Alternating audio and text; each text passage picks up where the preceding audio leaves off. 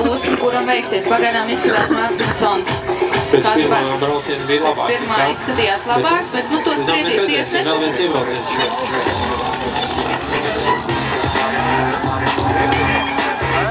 Zin, kā var gadīties arī, kad ir vājāks pilots priekšā, viņš var lēnāk driftēt. Jā, viņš var pamaisīt. Un bremzēt un pamaisīt, jā, un varbūt spēcīgāku pilotam.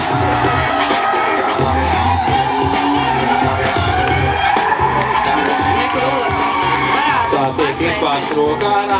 Abi divi ir izbāzuši, paseicinājuši. Te Uleks bišķi sabremzējās, Kaspars Martinsons nebremzē. Skatīsimies. Pagaidām izskatās abi divi. Ļoti labi. Ļoti labi. Kasparam Martinsonam lielāka trajektorija labāka. Manā skatījumā, ko es redzu, redzēsim, kas būs šajā līgumā. Jā, un te mēs varam redzēt, ka arī diezgan tuvu īstenībā driftē viens Jā, otram. bet priekšējās bišķi bremzē Kasparu.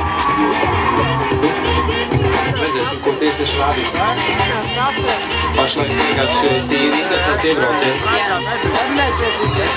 Aiziet lielais ovāls, zeme, riepas pa gaisu lasām, pazaudē Sanslīd, atgūst viņu, bet Kaspars Martinsons viņu piedzina un vēl arī pamēģina. Kas tev uz atzīšanu ies? Kas mums būs tālāk? Un pēdējais Šēle, jā. Kaspars Martinsons Iebremzēja, ritens viņam priekšējais sabloķējās. Nu, un tas ir finišs. Nu, tad mēs redzēsim.